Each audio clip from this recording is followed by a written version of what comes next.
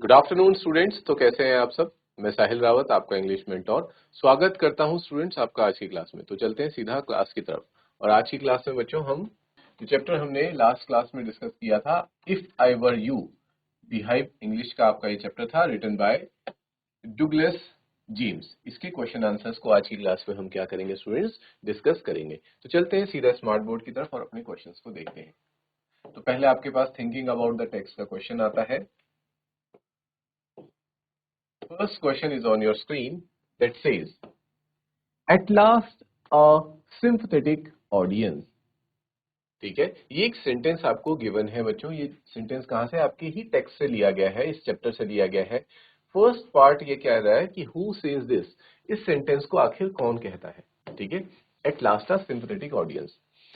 अब आप याद कीजिए, जब जेरार्ड बहुत देर से कोशिश कर रहा होता है इंट्रूडर को अपनी बात बताने का, अपनी रियलिटी एक्सप्लेन करने का कि मैं आखिर कौन हूं और तुम मुझे एक नॉर्मल इंसान मत समझो, एक शरीफ इंसान मत समझो, शरीफ इंसान समझने की भूल मत करो। तो फिर इंट्रूडर उसकी बातों को इग्नोर कर रहा होता है और बार बार ये कह रहा होता है कि यू आर बोरिंग मी, मैं तुम्हारी इन बातों से बोर हो रहा हूं। लेकिन एंड में आते आते वो उसकी बातों को सुनता है और थोड़ा सीरियसली लेता है। तब जाके वो ये बात कहता है कि एटलीस्ट अब मुझे एक सिंपैथेटिक ऑडियंस मिली जो मेरी बातों को सुनेगी। तो हम कह सकते हैं हु सेज दिस, तो इसका आंसर होगा the speaker of the given line is Gerard. ये जो लाइंस हैं इसके स्पीकर कौन हुए बच्चों, जेरार्ड। ठीक है, जेरार्ड ये बातें कहता है। और व्हाई डज ही से इट, वो ऐसा क्यों कहता है, तो उसके रीजन में आप लिखेंगे he says it as he is asked by the intruder to speak about himself। जैसे कि मैंने बच्चों आपको बताया कि वो ऐसा इसलिए कहता है कि आखिरकार फाइनली जा करके इंट्रूडर उसको अपने बारे में बताने देता है, क्योंकि इससे पहले इंट्रूडर सिर्फ और सिर्फ वही बातें पूछ रहा था या फिर वही सवाल कर रहा था जेरार्ड से, जिन सवालों से उसको मतलब था, जिन चीजों को वो जानना चाहता था, ताकि वो जेरार्ड के लाइफस्टाइल को कॉपी कर सके। लेकिन जेरार्ड कुछ और नई चीजें भी उसे बताना चाहता था। तभी लास्ट में वो कहता है कि अब असली सरप्राइज शुरू होता है, असली हकीकत तो अब तुम्हारे सामने आएगी। जब वो एक कहानी बना के बताता है उसे कि मैं ऑलरेडी एक क्रिमिनल हूँ, क्राइम कर चुका हूँ और पुलिस मुझे पकड़ने आ रही है। अगर तुम मेरी आइडेंटिटी ले भी लेते हो तो उसमें तुम्हें कोई भी बेनिफिट होने वाला नहीं है, तुम भी मेरे साथ जेल ही जाओगे। ठीक है, तो इस वजह से जिराडी कहता है, क्योंकि इंट्रूडर फाइनली उसे बोलने का मौका देता है। थर्ड पार्ट क्या कह रहा है, इज ही सरकास्टिक और सीरियस। क्या वो ये बात जो कह रहा है वो एक सरकास्टिक वे में कह रहा है, या फिर मतलब मजाकिये वे में कह रहा है, या फिर सीरियसली इस बात को कह रहा है। तो हम जानते हैं कि वो इस बात को मजाक के फॉर्म में ही कह रहा होता है। He speaks the given dialogue sarcastically. Sarcastically इसलिए क्योंकि सिंपैथेटिक ऑडियंस वो इंट्रूडर को इसलिए बोल रहा है क्योंकि सिंपैथेटिक इंट्रूडर बिल्कुल भी नहीं था। वो अभी तक उसकी बातों को बिल्कुल भी नहीं सुन रहा था, ना उसके साथ कोई सिंपैथी रख रहा था। सिर्फ और सिर्फ वो एक गन पॉइंट पे उससे सारी की सारी इंफॉर्मेशन उगलवाना चाहता था। तो वो सिंपैथी तो बिल्कुल नहीं है। तो जब भी हम ऐसा होता है बच्चों, सरकेज़म कहाँ यूज होता है कि कोई चीज बिल्कुल विपरीत हो और हम उसे उसके एकदम ऑपोजिट करके बताएं, just to make a taunt, उसको टॉन्ट करने के लिए या फिर उसकी गलती उसको मालूम करवाने के लिए, उसको पॉइंट आउट करने के लिए हम उसकी एकदम विपरीत बात कहें, तो वो क्या हो जाता है बच्चों, सरकेज़म हो जाता है। ठीक है, तो उसने ये बातें सरकेज़म में कही, ये सेंटेंस सरकेज़म में कहा, ना कि सीरियसली। तो इस क्वेश्चन को नोट करेंगे, then we will move to the next question.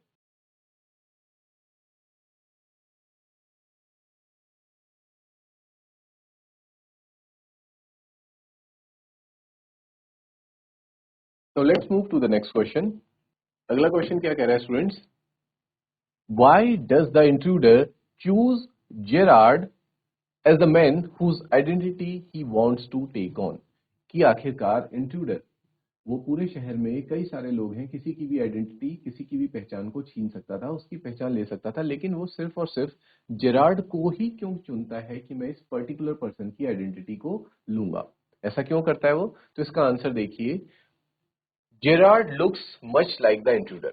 हमें, आपने याद होगा बच्चों कि जब चैप्टर का स्टार्ट ही हुआ था, हमें फर्स्ट सीन बताया जा रहा था कि जहां पे जेरार्ड खड़े होके फटाफट अपनी पैकिंग कर रहा है और तभी पीछे से इंट्रूडर एंटर करता है रूम में with a revolver in his hand. उस at that moment students, it was told to us, हमें अच्छे ढंग से बताया गया था कि जो उन दोनों का बिल्ट है, बिल्ट मतलब होता है कद काठी, वो कैसी है, सेम है, सिमिलर है बहुत ज्यादा। ठीक है, तो ये भी एक बहुत बड़ा कारण है कि जेरार्ड और जो इंट्रूडर है वो देखने में बहुत हद तक सेम लगते हैं, बहुत ज्यादा डिफरेंस नहीं है उनमें। The intruder is a murderer, और जो इंट्रूडर है वो अपने आप में क्या है बच्चों, एक मर्डरर है। वो बताता भी है कि वो क्या किया करता था। वो पहले सिर्फ और सिर्फ स्पेशलिस्ट था ज्वेलरी थेफ्ट में, यानी कि ज्वेलरीज ही चुराया करता था। लेकिन कुछ एक बार ऐसी वारदात हुई होगी जहां पे वो ज्वेलरी चुरा के भाग रहा होगा, और उस मुठभेड़ में दोनों तरफ से, दोनों साइड से गोलियां चली हुई, और उन गोलियों में क्या हुआ बच्चों, एक पुलिस वाले ने अपनी जान गंवा दी। और वो सारा इल्जाम किस पे आया, इस इंट्रूडर पे आया कि अब ये क्या है बच्चों, मर्डर का चार्ज इस पर है, और इसलिए ये बच के भाग रहा है हर वक्त। The police is after him, police हर जगह इसके पीछे पड़ी हुई है, और ये बहुत लंबे समय से अपने आप को बचा, पुलिस के नजरों से और चंगुल से बचा के भाग रहा है। ठीक है, सब करते करते बहुत ज्यादा थक चुका है। इवन ये इसकी जो ये फ्रस्ट्रेशन है वो चैप्टर में एक बार क्या हो जाती है बच्चों, बाहर जाहिर भी हो जाती है, जब ये कहता है कि जब जेरार्ड उसे उसको बहुत ज्यादा इरिटेट कर रहा होता है कि तुम मेरी आइडेंटिटी लेके क्या करोगे, मेरी आइडेंटिटी लेके तुम्हें कोई फायदा नहीं होने वाला है, तुम्हें नुकसान होने वाला है, तब जाके वो उसे बताता है कि मुझे फायदा होगा। क्यों फायदा होगा, क्योंकि मैंने मर्डर कर रखा है, और मैं कभी भी दिन रात ढंग से सो नहीं पाता हूँ, ना तो मैं ढंग से सो पाता हूँ, मुझे हर वक्त ये चिंता सताती है कि कहीं अभी पुलिस ना आ जाए इस पे। इसलिए मैं हमेशा क्या रहता हूँ, अवेयर रहता हूँ, और ना मैं कहीं बाहर जाके खाना खा सकता हूँ, ना मैं आराम से घूम सकता हूँ।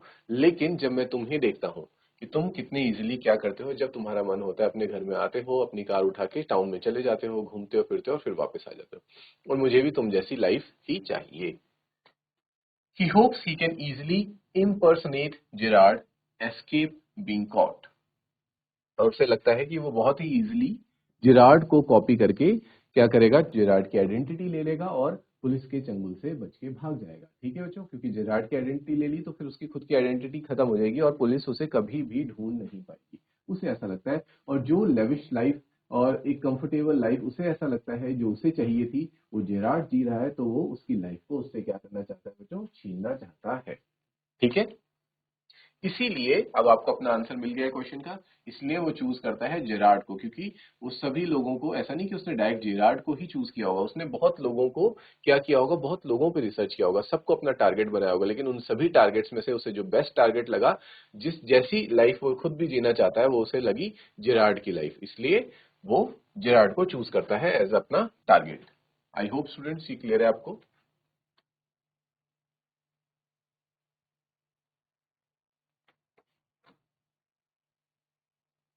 एक और क्वेश्चन देखते हैं स्टूडेंट्स, नेक्स्ट क्वेश्चन। यहाँ पे हमें एक सेंटेंस दिया गया है, फर्स्ट, बिल्कुल फर्स्ट क्वेश्चन की तरह। अब हमें बताना है कि ये सेंटेंस किसने कहा है और ये कहने के पीछे का क्या कारण था। तो सेंटेंस क्या है, sentence is I said it with bullets. ठीक है, ये आपके पास सेंटेंस है। फर्स्ट पार्ट है बच्चों who says this, and second part is what does it mean. तो इसका फर्स्ट और थर्ड पार्ट एक और है बच्चों, इज इट द ट्रूथ, क्या ये सच है जो ये कहा गया, और what is the speaker's reason for saying this, और अगर वक्ता ने ये बात कही तो इसके पीछे अगर ये झूठ कहा या सच कहा तो ये कहने का क्या कारण था।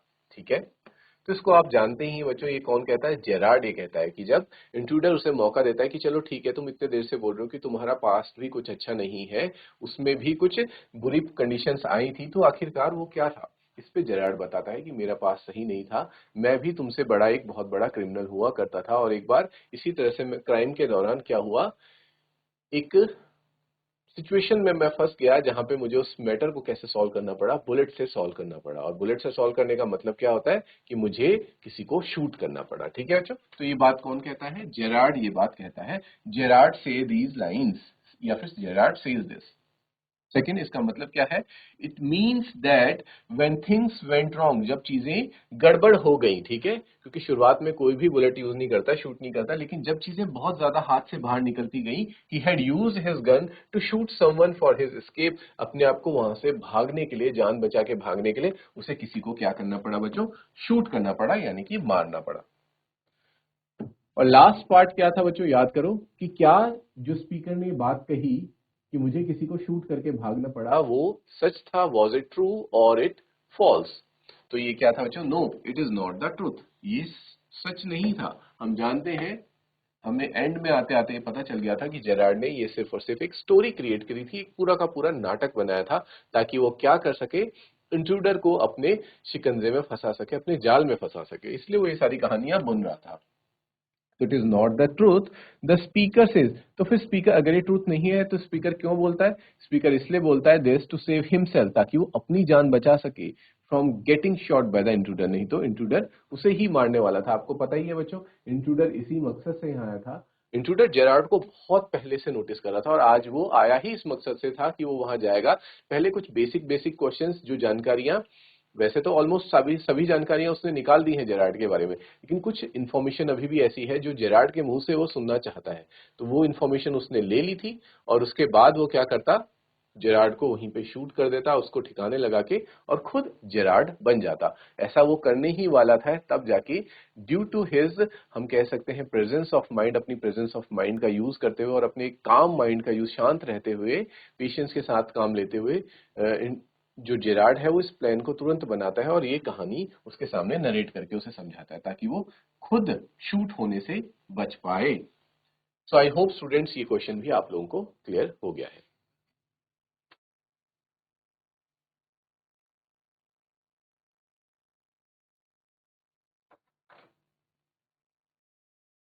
Next question, students. What is Gerard's profession? Quote the parts of the play that support your answer. अब हमें ये बताना है कि जेरार्ड का आखिरकार प्रोफेशन क्या था, यानी कि जेरार्ड क्या काम किया करता था बच्चों, ठीक है। और हमें ये सिर्फ और सिर्फ बताना नहीं है कि जेरार्ड ये काम करता था, हमें टेक्स्ट में से वो पार्ट भी यूज करना है जहां से हमें पता चलता है, ये क्लू मिलता है कि जेरार्ड का क्या प्रोफेशन था। तो हम इसका आंसर लिखेंगे कि Gerard is a playwright by profession. Several parts of the play that reflect this, some of these are. तो जेरार्ड का प्रोफेशन क्या था बच्चों? वो प्ले राइटर था, यानी कि कहानियां लिखा करता था, नाटक लिखा करता था। कहानियां तो नहीं कहेंगे हम कहेंगे नाटक, क्योंकि वो एक थिएटर में काम करता था। थिएटर में क्या होते हैं बच्चों? प्लेज एक्ट किए जाते हैं, नाटक किए जाते हैं, नाटक परफॉर्म किए जाते हैं और उनकी स्टोरीज होती हैं, ठीक है। और ये चीजें हमें कैसे पता चल पाई कि वो एक प्ले राइटर था, उन सब चीजों को भी एक बार पॉइंट वाइज देख लेते हैं। This is all very melodramatic, not very original, perhaps, but. जो वो ये कहता है कि ये सारी चीजें एक मेलोड्रामेटिक लग रही हैं मुझे, बहुत ज्यादा इसमें ओरिजिनलिटी नहीं है, कुछ भी ओरिजिनल नहीं लग रहा है, लेकिन फिर भी। तो इससे हमें क्या पता लगता है कि वो एक नॉर्मल सिचुएशन को मेलोड्रामा से कनेक्ट कर रहा है, यानी कि एक नाटक से कंपेयर कर रहा है, और उसमें कहीं ना कहीं ढूंढ रहा है ये अवसर कि कैसे मैं इस चीज को एक नाटक में परिवर्तित कर सकता हूं। तो ये कला सिर्फ और सिर्फ किस में हो सकती है बच्चों? जो वाकई में थिएटर से जुड़ा हुआ पर्सन हो, जो नाटक वगैरह लिखा करता हो, ठीक है। तो हम यहां से कह सकते हैं कि हमें पता लगता है कि वो एक प्ले राइटर था। Next point, at last a sympathetic audience. जब वो बोलता है कि मुझे एक सिंपैथेटिक ऑडियंस मिली, तो सिंपैथेटिक ऑडियंस किसको चाहिए होती है बच्चों? जो स्टेज पे परफॉर्म कर रहा होता है एक परफॉर्मर को। यानी कि इससे भी हम पता लगा सकते हैं कि वो एक प्ले राइटर था, इसलिए वो इंट्रूडर को अपनी ऑडियंस की तरह कंसिडर कर रहा था और उसके सामने एक कहानी ही नरेट कर रहा था। और हमें लास्ट में पता भी चलता है कि वो जो भी उसने बातें कही थी वो सब की सब झूठ थी, वो एक कहानी, वो एक नाटक कर रहा था। किसके सामने? इंट्रूडर के सामने। नेक्स्ट पॉइंट आ जाता है student, in most melodramas the villain is foolish enough to delay his killing long enough to be frustrated. और वो ये भी कहता है, जो उनकी सिचुएशन थी इंट्रूडर और जेरार्ड की, जिस जो सिचुएशन थी उसको वो एक मेलोड्रामा से कंपेयर करता है, कि तभी वो यहाँ पे कहता भी है कि ये तो एक मेलोड्रामा लग रहा है, बिल्कुल भी ओरिजिनल नहीं है। मतलब मुझे बिल्कुल भी ये महसूस नहीं हो रहा कि तुम एक रियल क्रिमिनल हो और मुझे मारने के उद्देश्य से आ रखे हो। मुझे ऐसा लग रहा है कि ये पूरा का पूरा क्या चल रहा है, एक नाटक चल रहा है। क्यों? क्योंकि जिस तरह से नाटकों में, मेलोड्रामाज में क्या होता है, जो विलन होता है वो इतना ज्यादा बेवकूफ होता है कि वो चाहे तो, देखो हमने कई बार बहुत से हम सीरियल्स देखते हैं, मूवीज देखते हैं, प्लेस देखते हैं, जहाँ पे क्या होता है कि विलन के हाथ में, के सामने जो हमारा हीरो है या फिर जो मेन कैरेक्टर है वो आ चुका होता है। विलन चाहे तो उसे उसी वक्त खत्म भी कर सकता है, या फिर हम कह सकते हैं कि हीरो जो है वो विलन को उसी वक्त खत्म कर सकता है। लेकिन ऐसा नहीं होता है, वो बहुत बड़ी कन्वर्सेशन में उलझ जाते हैं, फिर पुरानी चीजें याद करने लगते हैं, पता नहीं बहुत देर तक ये सारी चीजें होती हैं। और हम कहीं ना कहीं एज एन ऑडियंस ये मन में सोच रहे हैं कि अगर जब उसके सामने उसका टारगेट है तो why he is not hitting him, वो उसको हिट क्यों नहीं कर रहा है, ठीक है। और इन्हीं सब कन्वर्सेशंस में सारा टाइम निकल जाता है। तो या तो विलन या फिर हीरो बच के निकल जाता है, जो कि बाद में दूसरे इंसान के लिए आगे जाके बहुत घातक होता है, और वही पर्सन दूसरे को मार भी देता है। तो सेम वैसा ही उसे मेलोड्रामा से कंपेयर करते हुए लग रहा था कि तुम विलन की तरह एक्ट कर रहे हो, जो कि बहुत ज्यादा फुलिश है। तुम इतना डिले कर रहे हो मेरी किलिंग को, अगर तुम्हें मुझे मारना है तो तुम मुझे टाइम से मार दो और यहाँ से चले जाओ, लेकिन तुम इस किलिंग को बहुत लॉन्ग इनफ तक डिले कर रहे हो, और इतना डिले कर रहे हो कि तुम खुद फ्रस्ट्रेट होते जा रहे हो, जो कि सच में वाकई हुआ भी। इंट्रूडर क्या हो जाता है, लास्ट लास्ट तक बहुत ज्यादा फ्रस्ट्रेट हो जाता है जेरार्ड से। तो इससे भी हमें पता चलता है कि वो एक प्ले राइटर था। Next reason is I said you are luckier than most melodramatic villains. जो वो ये कहता है कि तुम बाकी के मेलोड्रामेटिक विलन से बहुत ज्यादा लकी हो, नहीं तो इतनी देर तक अगर तुम अपने दुश्मन को नहीं मारते तो अभी तक तुम्हें ही मार दिया गया होता, जैसे कि मेलोड्रामाज में होता है, लेकिन तुम्हारे साथ ऐसा नहीं हुआ, इसलिए तुम लकी हो। And then that's a disguise outfit, false moustaches and what not. फिर वो ये भी कहता है, उसके पास आपको देखा होगा बच्चों बहुत सारे अलग अलग तरह तरह के उसके बैग में आउटफिट्स देखने को हमें मिलते हैं। उसने नकली नकली मूछें अपने पास रखी होती हैं, दाढ़ियां रखी होती हैं, और पता नहीं बहुत सारी ऐसी चीजें हमें उसके बैग से मिलती हैं, जानने को मिलता है, जो कि प्ले राइटर ही यूज कर सकता है उन चीजों को। और एक और रीजन, sorry I can not let you have the props in time for rehearsal. वो ये भी कहता है फोन करके कि मैं ये प्रॉप्स प्रॉप्स क्या होते हैं बच्चों, जो कोई भी प्ले करते हुए एक्ट करते हुए चीजें यूज होती हैं, चाहे वो कोई फेस मास्क हो या कुछ भी चीजें, उनको हम प्रॉप्स कहते हैं, ठीक है। कोई लेडर हो, कुछ भी, कोई पोल हो, स्टिक हो, ये सारी चीजें प्रॉप्स में आ जाती है, जिनको इंसान यूज करता है अपने प्ले के दौरान। तो वो कहता है कि मैं इन प्रॉप्स को सही समय पर रिहर्सल के लिए वहां पे नहीं पहुंचा पाऊंगा। I have had a spot of bother, यानी कि मैं एक परेशानी में फंसा हुआ हूं। Quite amusing, I think I will put it in my next play. और फिर वो ये भी कहता है कि जिस तरह की परेशानी में, एक सिचुएशन में मैं फंसा हुआ हूं, मैं इसी सेम इस सिनेरियो को अपने अगले प्ले, अगले नाटक में रखूंगा, यानी कि ठीक इस प्रकार की कहानी मेरे अगले आने वाले नाटक में देखने को मिल सकती है। तो यहां से तो हम बिल्कुल कंफर्म हो जाते हैं बच्चों कि वो एक प्ले राइटर ही है, और वो अब अगले प्ले में इसी स्टोरी को, इंट्रूडर और जेरार्ड वाली स्टोरी को यूज करने वाला है। तो ये सब वो रीजंस थे जिनसे हमें ये कंफर्म हो जाता है कि जेरार्ड का प्रोफेशन क्या था, एक प्ले राइटर का प्रोफेशन था। आई होप इतना क्लियर है।